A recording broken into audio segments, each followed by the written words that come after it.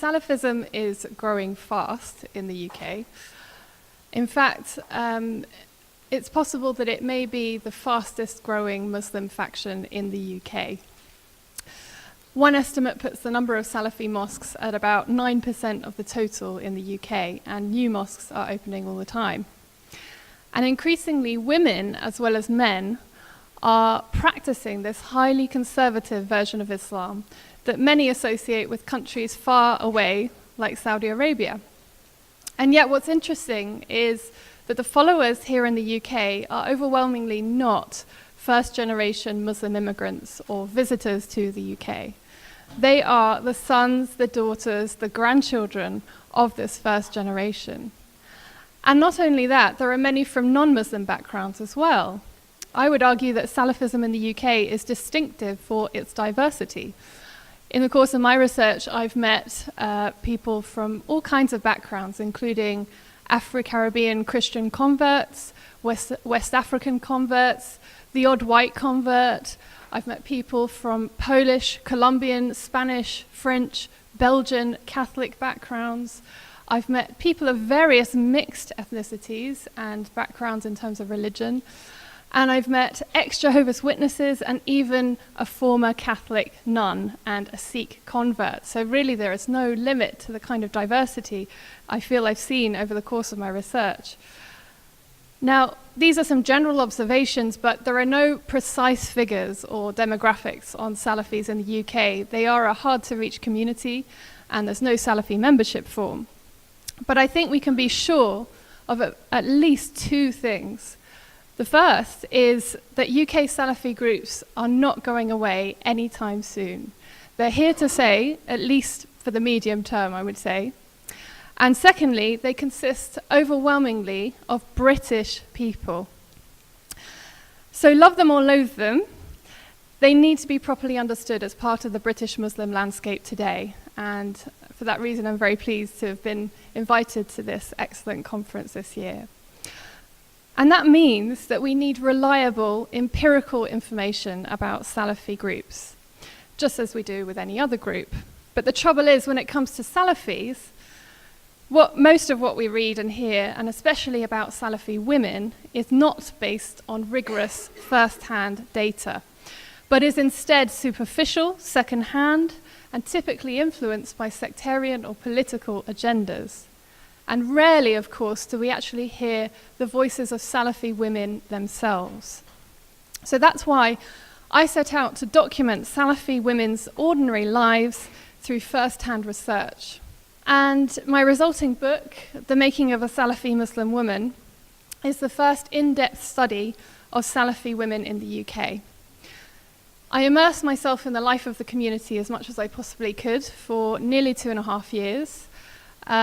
In London.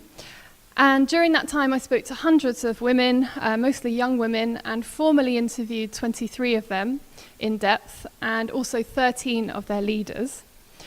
I went to their religious lectures and their study circles, of course, but I also did kind of the ordinary daily activities as well, picking up kids from school, going to social gatherings, going to a fried chicken shop, all sorts of ordinary kinds of activities. So a combination of participating on the one hand and also observation in a detached way as well. So that's why the research method is called participant observation. It's not the same at all as going native. I often get asked or indirectly asked, am I a secret convert to Islam or Salafism? I'm not Salafi and I'm not Muslim, and I've never pretended to be either, which has also happened in this field as well. And what I found in my research was a sharp contrast with the image of Salafi women and niqabis, women who wear niqab, face veils, that's been constructed and largely accepted since 9/11.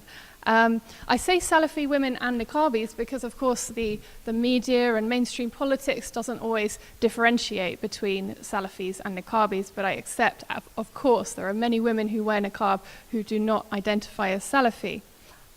So I think you're probably all familiar with the kind of stereotype I'm talking about. And what's interesting is if you look at it closely and dissect it, I think you can find it's full of contradictions. It mixes zealous activism on the one hand with extreme passivity on the other. The kind of messages we're being sent on the passive side about fully veiled women could be summarized, I think, and I'm going to exaggerate slightly for effect, could be summarized like this. Can I have a slide change?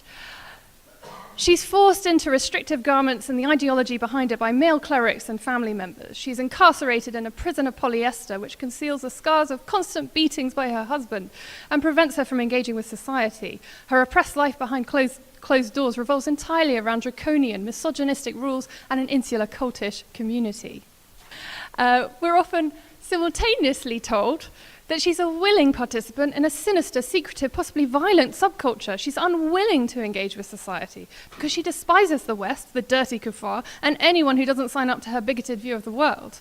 She secretly supports ISIS, wants Sharia for the UK, and you never know she's got a bomb under that burqa. So what's going on here? Something doesn't quite add up. And if I could have a slide change, it sort of reminds me of a meme that a friend showed me recently called Schrodinger's Immigrant, about our perceptions of immigrants, where the immigrant is simultaneously a layabout scrounger and a job stealer at the same time. You can't be both. It doesn't add up. So I'm no fan of the niqab myself, but I wanted to get beyond these simplistic portrayals and understand why so many young women were embracing both the veil and Salafism. In summary, I discovered it was typically a personal religious choice made by British women who call Britain their home, they respect its laws, and they do not wish to harm it. But I also found that there are elements of intolerance and isolationism in Salafi preachings and occasionally behavior, but it's complicated, and I'm going to explain why. So taking this apart, starting with the active side of the stereotypes, I think I can go no longer without being clear what I mean by Salafism. Some people's definition will include groups like ISIS, so by definition it would be a violent group. The term is often used loosely, sometimes carelessly. Some people talk about Wahhabis as well, and of course Wahhabi is a pejorative term that insiders never or very rarely use. In its broadest sense, the term Salafi can apply to a whole spectrum of groups who claim to follow the authentic way of the Salaf, or the pious predecessors of Islam, often seen to be the first 3 generations of Muslims. It could cover liberals and ISIS supporters alike, because of course there are so many competing interpretations of what it means to be genuinely following the authentic Sunnah or the authentic Salaf example. But we can, of course, make some general observations about the modern-day Salafi movement. I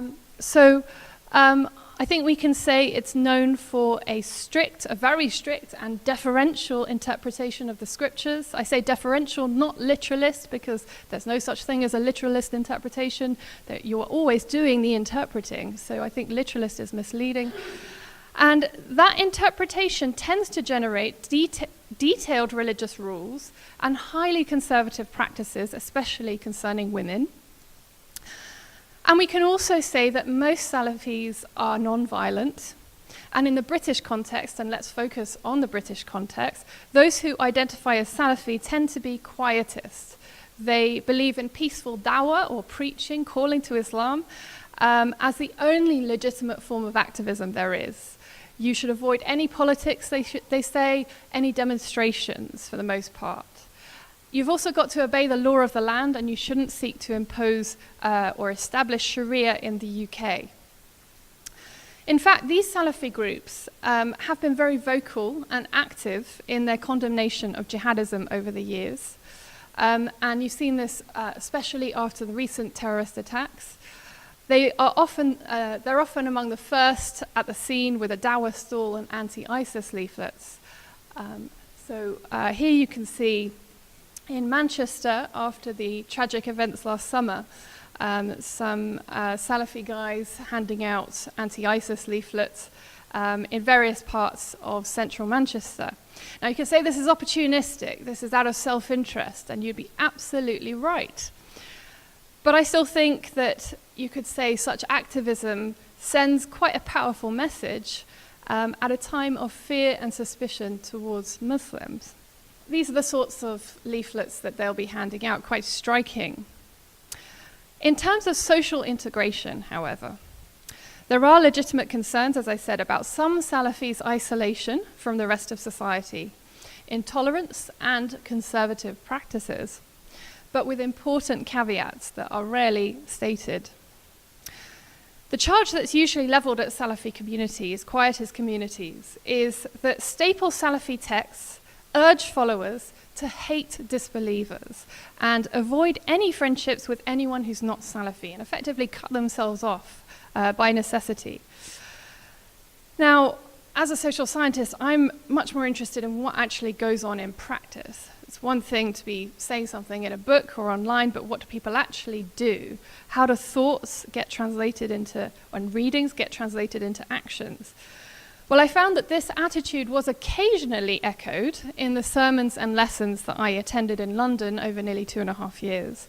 However, in nearly all cases, nearly all, not all, the remarks were heavily qualified in an important way, I believe, which is, you don't hate disbelievers, you hate the sin of disbelief. It was an important qualification because they would say the same of any sin. They would say you hate the sins of your fellow Salafi and you try to rectify it through gentle dawah. And they all stressed that you must treat everybody with kindness and good manners at all times, primarily because you want them to be called to the correct path, but also because of a common humanity. 2 more caveats. I found that it's an evolving picture.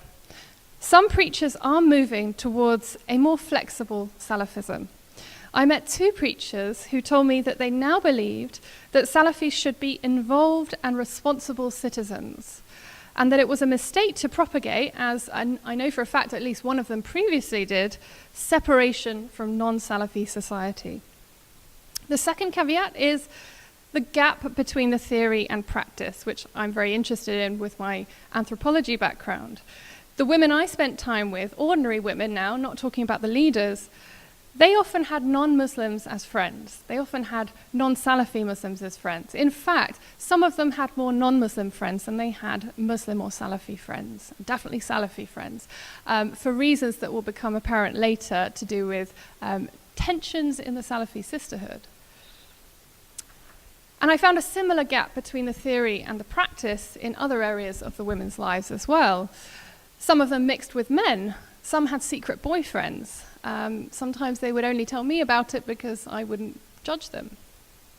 So we shouldn't assume, is all I'm saying, that the highly conservative ideology in Salafi texts is replicated by ordinary British Salafis. So there are concerns, yes, on social integration, but it's a complicated and evolving picture, and also one that I would argue could be compared to other socially conservative groups in Britain today. You might have some in mind, but I like to compare, for example, the Orthodox Jews in Stamford Hill. So going on to the passive stereotype, and here the key question, I think, is, are women really free to be Salafis, to become Salafis, or are they forced or pressured in some way? Now, here are some different ways of asking that question that I've separated out here, and I'll go through these one by one.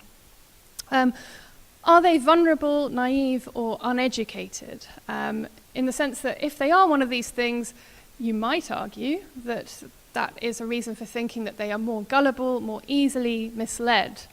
Now, I have to say my overall impression, without having done a census of Salafis, is that they are quite an educated bunch, actually. Nearly all of my interviewees had been students or were already students, or else they were planning to go to university. Only one of them didn't meet one of those criteria. And they all wanted careers, apart from that one individual who wanted to be a housewife. All the others wanted to be wives and mothers, yes, but they also wanted fulfilling careers. I also found them to be quite articulate, my sort of general impression talking to these women, quite articulate, assertive, feisty even in conversation. And you could argue as well, you have to be quite brave to wear a niqab every day and face the insults and abuse that you do. Were they brainwashed by charismatic recruiters then? Well, on this I have to say the women were all very, very different. They had different backgrounds, different paths to conversion, so it's difficult to, I can't really generalize, but they all articulated rational motivations and deliberations. They explained their main motivation to me in this way, and if I could change the slide, I've simplified this radically to save time in my own words, but this was basically the logical argument they made to me. Premise number one, God only rewards you if you do just what he's instructed you to do. 2, God's instructions can only be found in the Quran and the Sunnah. 3, unlike any other Muslim groups, Salafism, its texts, its preachers, its followers, propagates only what's plainly, and plainly does a lot of work there, in the Quran and Sunnah. So what they meant by that was things like Salafi groups, they said, didn't promote cultural practices from first generation's countries of origin, such as maybe their parents celebrated the Prophet Muhammad's birthday or something like that. And likewise, they wouldn't integrate with Western cultures, such as celebrating birthdays just for the sake of it, unless it was explicitly endorsed by the Quran and Sunnah, or by a scholar of high status as well. And if you add up these 3 premises, you can logically deduce, they would say, that only by following Salafism can you be certain that you're upon pure, authentic Islam, and consequently that you'll go to paradise after you die. Understood in this way, the women would say to me, well, Anabel, it just makes sense, doesn't it? It just makes sense to follow Salafism. Why would you do anything else? And I've witnessed for myself how Salafi preachers convey this sense of simplicity and authenticity to great effect. At every single lesson I attended, the teachers rarely strayed from quoting the Quran, paraphrasing the scriptures in some way, or also famous Islamic scholars. They would rarely stray from those sources. The phrase, I think, is banned from the Salafi teacher's lexicon. You lose credibility if you use it, so you don't tend to hear it. But far from making them charismatic preachers that were impossible to resist, I found it actually made for rather tedious classes. As somebody who sat in plenty of these classes over the years, I wondered at first, how did these preachers gain a significant following? But then I got to know the women, and I discovered they were very wary of being fooled. Many of them had experimented in their Islamic journey with different versions of Islam or even other religions. Salafi teachers encouraged their students to challenge them, ask them for explicit proofs in the scriptures for what they were teaching. And then the idea was that students could then go and verify it. They could go online and find even very obscure hadiths in English, as you can these days. So Salafi's obsession with tying everything to scripture, and a very narrow, deferential interpretation of scripture at that, gave the women the reassuring certainty that they'd found true Islam. And there are various other reasons for their conversion as well, which I can go into later if you like. But moving on, because I'll run out of time. Next slide. Were they pressured into it by their families? Well, most of the women I spoke to were unmarried. So husbands hadn't played a role in their conversion, and I found that they tended to find suitors after becoming Salafis. Nearly all of them were from families who saw the niqab and Salafi lifestyle as alien and even abhorrent. Those from Muslim families had parents who maybe followed the 5 pillars, maybe, but not much else. Some mothers wore hijab, but all saw the niqab as just unnecessary, rooted in Arabic culture, nothing to do with our family, and maybe an indicator of extremism, worrying extremism. Far from being forced by their families to cover up, I found that the young women were typically pressured into wearing less. Parents would implore their daughters to discard their gowns and their niqabs. They were concerned about their daughter's safety, very legitimate concerns. You know, is my daughter going to come home at night, or is she going to get attacked on the street? There were cases of violence or threats of violence in a minority of cases made by parents against their own daughters. And you can imagine the reactions could be even more dramatic in the case of those from non-Muslim background, because Islam alone was quite alien, let alone this kind of Islam. Hiding your niqab wearing from your parents was quite common in Salafi communities. I call it secret niqab habits, and a lot of people do it. So a complete reversal of the familiar scenario of teenage daughter who's scolded by her parents for wearing a miniskirt and a crop top and putting on makeup. Is something more like this, if I could have a slide change. This cartoon, sort of in a very exaggerated way, sums up what I'm talking about here. But what about pressures from within the group? If I could have one more slide change. Anti-cultists sometimes talk about a tactic recruiters use called love bombing, where they overwhelm someone with love and affection so that you have this idea that your emotional needs will be met by the group and they're harder to resist. Well, actually, I found, as I hinted earlier, that many women felt estranged from fellow Salafis and really struggled to make friends, actually. The women were quite frank with me once I repeatedly reassured them about anonymity, confidentiality, about the judgmental and cliquey atmosphere that pervades many Salafi groups. There was an abrasive culture of refutation. You know, where's your proof for that, sis? Where's your dalil? You know, that scholar's on bid'ah, he's refuted, why are you listening to his sermons? This kind of thing. It generated constant monitoring within the community. What you wear, how much makeup, you know, what websites you visit, what lectures you attend, whose halakas you go to, all will be policed by your fellow sisters. To give you an example, slide change please. Manal, in her mid-20s of Eritrean background, she was talking to me about when she first started going to a Salafi mosque at Brixton. She said she was judged by Afro-Caribbean converts there for wearing makeup and for not wearing a full black jilbab. She said, I wanted sisterhood so bad, and I didn't get it. They were really rude. It's very cliquey, and if you're not in, you're not in.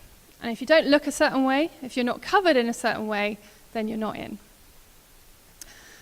This meant that conversion often occurred despite relations with the group rather than because of them. Few of the women had already formed solid and lasting friendships at the point where they became Salafi. And some were actually put off for quite some time because of negative encounters with judgmental Salafi women. One more slide change. So these difficulties combined with never-ending dilemmas in their daily lives as they try to reconcile strict Salafi teachings with their desire for a higher education, rewarding career and happy marriage. Consequently, women's faith and religious practice could be rather fragile. It could be quite zigzaggy at times. It could go up and down. Lapses were very common. Skipping mosque classes, moderating your dress. Sometimes these lapses would turn into long absences, and you'd hear very occasionally that so-and-so's got pregnant outside of wedlock, or so-and-so no longer covers herself. So just as they'd chosen to convert into Salafism, they could equally choose to disobey or even drift away from it, as many do. My research revealed fundamentally a gap between the pristine, the black and white, the inflexible system that's portrayed both by, I think, Salafi preachers and the media, and the dynamic, developing, and disobedient, lived Salafism of its ordinary adherents. So that's just something I think is useful to keep in mind when we read alarmist reports and portrayals on Salafi women and niqabis in the UK. Thanks very much for your attention.